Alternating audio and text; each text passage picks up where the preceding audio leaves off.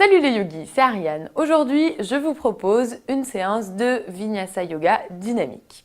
Donc je vous invite à venir pour commencer dans la posture du chat. Donc on place les paumes de main sous les épaules et les genoux à la largeur des hanches. On va commencer sur l'inspire à faire des cercles avec la cuisse.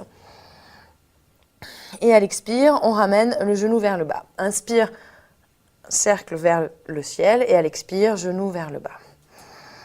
Donc, commencez peut-être par des petits cercles, puis essayez de faire des cercles un peu plus grands au fur et à mesure que vous sentez que l'articulation de la hanche se travaille.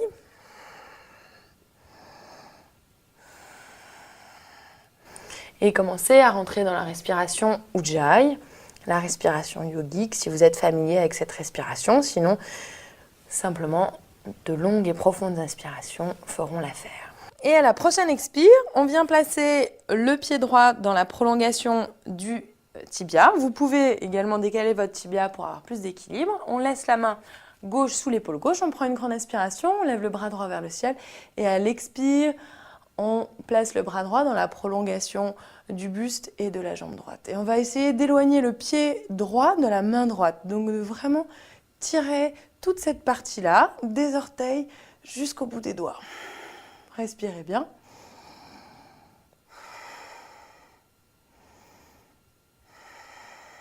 Et on prend une grande inspire, on se redresse et à l'expire, on revient en chat. On plie la jambe gauche et on fait les cercles avec la cuisse gauche en essayant de moduler le mouvement avec la respiration. Donc essayez de faire des cercles en étant très conscient de ce qui se passe au niveau de votre hanche.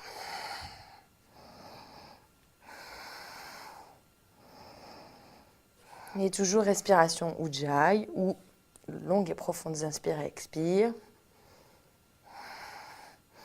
Et à la prochaine expire, on vient placer le pied gauche dans la prolongation du tibia droit. On garde la main droite sous l'épaule droite.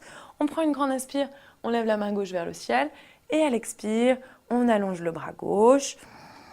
Et vraiment, on cherche à étirer tout le flanc extérieur, toute la partie extérieure gauche du corps.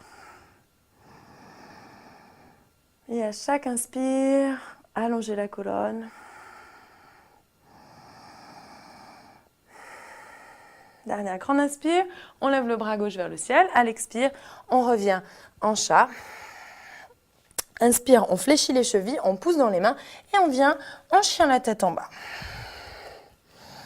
Alors comme c'est le premier chien, je vous invite à plier alternativement jambe droite, jambe gauche. Donc les Anglais disent on promène son chien, donc vous pouvez promener votre chien.